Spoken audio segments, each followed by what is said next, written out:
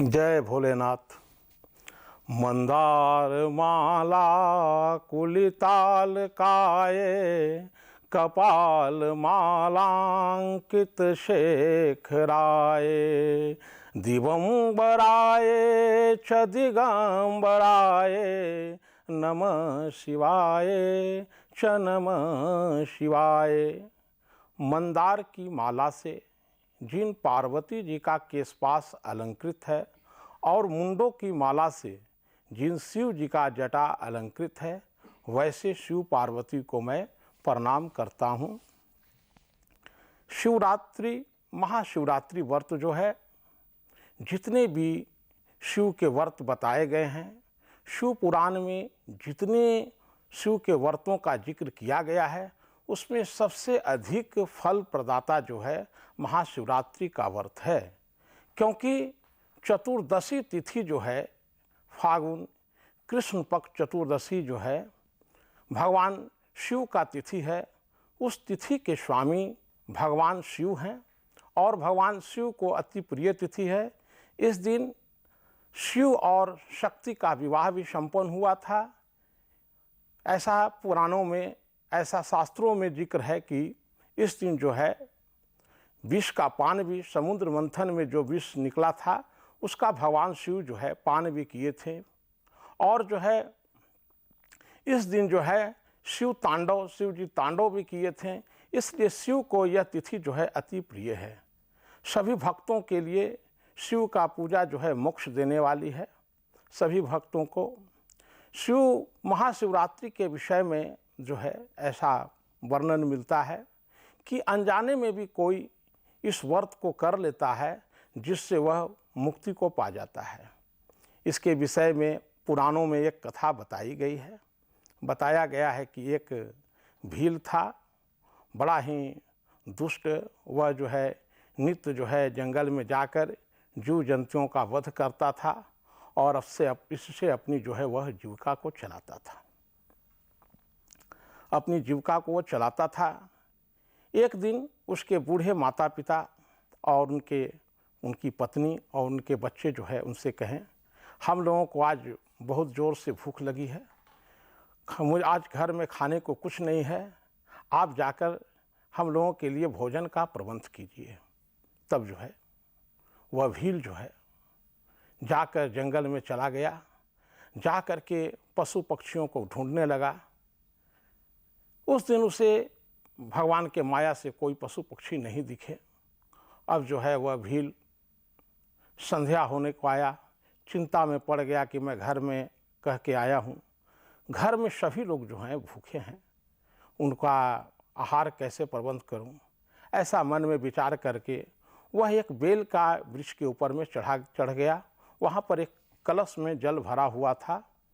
वहाँ पर जो है वह भील उस पर चढ़ गया। इसके बाद जो है एक प्रहर, संध्या काल के बाद एक प्रहर जब बीतने को आया तो एक जो है हिरन वहाँ आई। वह हिरन वहाँ पास के तालाब में जल पीने को आई थी। उस पेड़ के समीप में ही जो है एक दरिया था, तालाब था। वहाँ पर जो है वो हिरन जो है जल पीने के लिए आई। उसने हिरन की तरफ देख करके अपना धनुष बाण तान दिया। जो ही हिरन की नज़र भील पर पड़ी, वह चिंतित होकर बोली कि मुझे मत मारो, मैं अपने बच्चे को अपनी बहन के पास छोड़ के आई हूँ, मेरे बच्चे मुझे याद कर रहे होंगे, मैं तुम्हें वचन देती हूँ कि मैं वापस आऊँगी, तब मुझे तुम मार देना और अपने परिवार का जो है भोजन आहार के लिए ले जाना। अब जो है बोला कि मैं तुम पर, के भील बोले कि मैं तुम पर कैसे विश्वास करूं। तब कहते हैं, तब हिरन बोली कि सुनिए, मैं वचन देती हूं, जिस तरह बड़े बड़े जो महापाप कहे गए हैं वैसा दोष मुझे लगे, मैं आपको वचन देती हूं कि मैं आऊँगी। इतना कह के वह हिरन चली जाती है। वो भील जो है, जो ही वो गलती से उसके हाथ से लग करके थोड़ा सा जल और बेलपत्र जो है वो नीचे में, पेड़ के नीचे में शिवलिंग बना हुआ था, उस शिवलिंग पर बेलपत्र और जल थोड़ा सा गिर गया, जिससे उस भील का एक पहर का पूजन पूर्ण हुआ। शिव महाशिवरात्रि में 4 पहरों में पूजन की विधान है। चारों पहर में पूजन करना चाहिए। भील का एक प्रहर का पूजन जो है पूर्ण हो गया और भील का कुछ मन जो है साफ भी हो गया। इसके बाद अपनी बहन को खोजती हुई दूसरी हिरन जो है वहाँ पर आई और वह जो है उसने दूसरी हिरन को जो ही दरिया के पास पानी पीते हुए देखा, उसने पुनः जो है धनुष और बाण तान दिया। फिर उससे हाथ से लग करके कुछ बेलपत्र और जल जो है शिवलिंग पर गिर गए। वह जो है दूसरी हिरन जो है उसको देखी और बोली कि मुझे मत मारो, मेरी बहन मुझे बच्चों के देख रेख की जिम्मा सौंप के आई है और मैं पाप की भागी बन जाऊंगी। मैं जो है अपनी बहन को उसके बच्चे जब सौंप दूंगी तब तुम मुझे मार देना। तब भील कहा कि तुम्हारे से पहले तुम्हारी बहन भी यहाँ आई थी और यही कहकर गई, जो है तुम भी यही कह रही हो। उसने भी वचन दिया कि जो भी बड़े बड़े जहाँ महापाप लगते हैं वो मुझे लगे, मैं वचन देती हूँ कि मैं ज़रूर आऊँगी। और भील उसे भी जाने देता है। इसके बाद दूसरे पहर बीत जाता है। भील का दूसरे पहर का भी पूजा पूर्ण होता है। इसके बाद तीसरे पहर का शुरू होने पर जो है वहाँ पर एक उसी समय उन दोनों को खोजते हुए उसका जो पति है हिरन, दोनों बहनों के पति हिरन, वह वहाँ आया और वो हिरन जो है वहाँ पहुँचा तो हिरन को देख करके हिष्ट पुष्ट शरीर से पूरा भरा हुआ हिरन था। हिरन को देख करके भील जो है अपना धनुष बाण को ताना। फिर जो है उस घड़े का जल उसके हाथ से लग के थोड़ा सा शिवलिंग पर गिर गया, बेलपत्र कुछ गिर गए। भील को देखा हिरन बोला कि देखो तुम मुझे मत मारो, मेरे बच्चे हैं, मेरी पत्नियां हैं, मैं उन्हें कह दूं, सारी जिम्मेवारी उन पर सौंप दूं, तब तुम मुझे मार देना, मुझे अभी जाने दो। उसने भी उसे उसी प्रकार समझा करके वहाँ से चल दिए। अब जो है भील इंतजार करने लगा, लेकिन इधर भगवान की कृपा से भील का तीसरे प्रहर का भी पूजा जो है पूर्ण हो गया।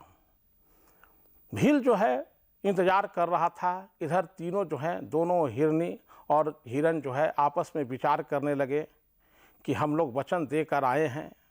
लोग रोने लगे, बिलखने लगे कि बच्चों को क्या होगा, इन बच्चों का क्या करें। अब जो है पड़ोस में ही एक पड़ोसी को वे लोग जो है अपने बच्चे को सौंप करके तीनों अपने वचन के अनुसार उस दरिया के पास पहुंचते हैं।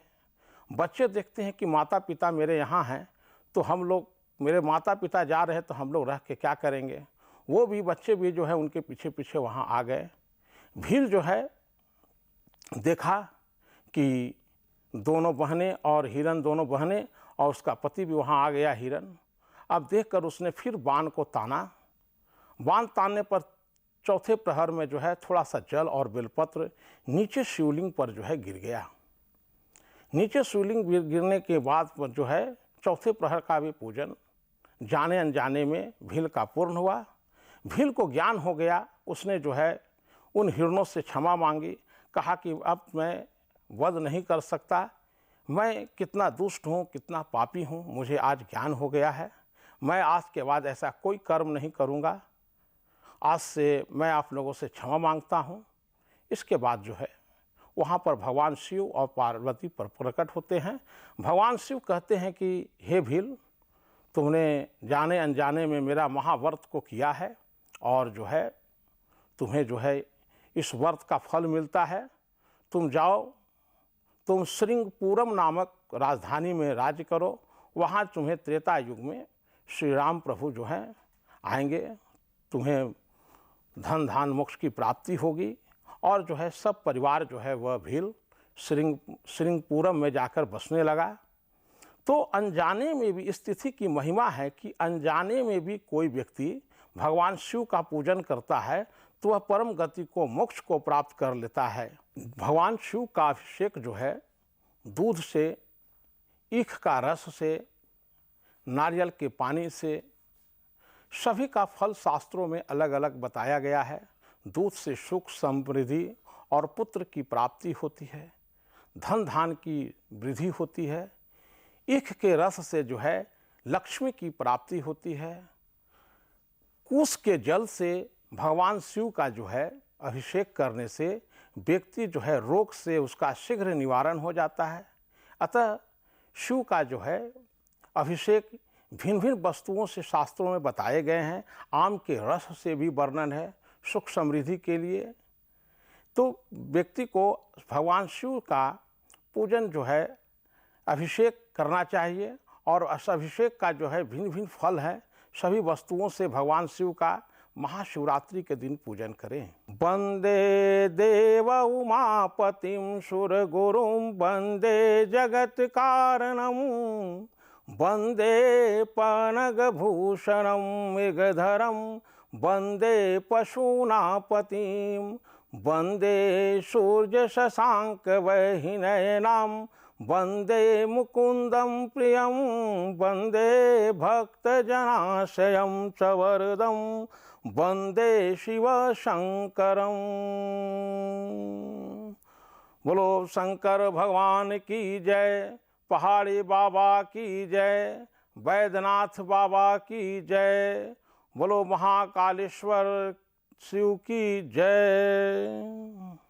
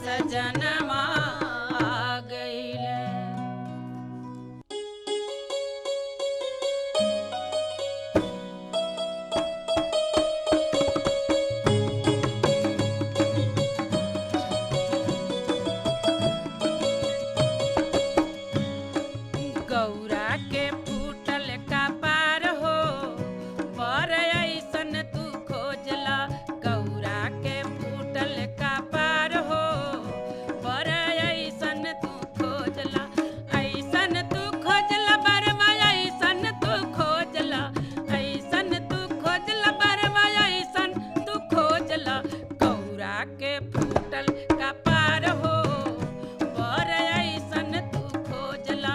गौरा के फूटल कपार हो बर ऐसन तू खोजला। गौरा के फूटल कपार हो बर ऐसन तू खोजला।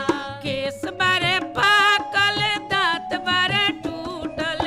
केस बड़े पागल दांत बड़े टूटल।